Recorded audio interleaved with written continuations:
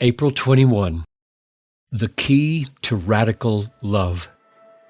Blessed are you when others revile you and persecute you and utter all kinds of evil against you falsely on my account.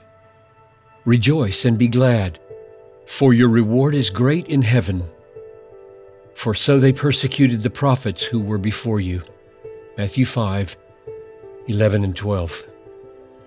One of the questions I posed while preaching on loving our enemies from Matthew 5:44 was, how do you love the people who kidnap you and then kill you? How can we do this? Where does the power to love like this come from? Just think how astonishing this is when it happens in the real world. Could anything show the truth and power and reality of Christ more than this? I believe Jesus gives us the key to this radical, self-sacrificing love described in Matthew 5:44 earlier in the very same chapter. In Matthew 5:11 and 12, he is again talking about being persecuted, just like he was when he said in Matthew 5:44, love your enemies and pray for those who persecute you. What is remarkable about these verses is that Jesus says that you are able not only to endure the mistreatment of the enemy, but rejoice in it. Blessed are you when others revile you and persecute you. Rejoice and be glad. This seems even more beyond our reach than praying for our enemies or doing good to them. If I could do this humanly impossible thing, namely, rejoice in being persecuted, then it would be possible to love my persecutors. If the miracle of joy in the midst of the horror of injustice and pain and loss could happen, then the miracle of love for the perpetrators could happen too.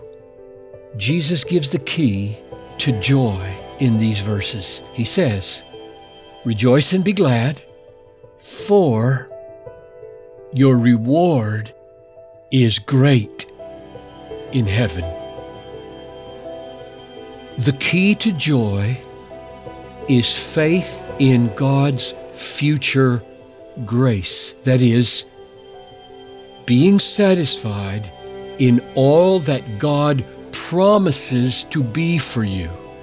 He says, rejoice, for your reward is great in heaven. Our joy in persecution is the joy of heaven streaming back into this moment of horror and setting us free to love. So, this joy is the freeing power to love our enemies when they persecute us. If that is true, then the command to love is implicitly also a command to set our minds on things that are above, all that God promises to be for us, not on things that are on the earth. Colossians 3:2. The command to love our enemy is a command to find our hope and our deepest soul satisfaction in God and His great reward, His future grace. The key to radical love is faith in future grace.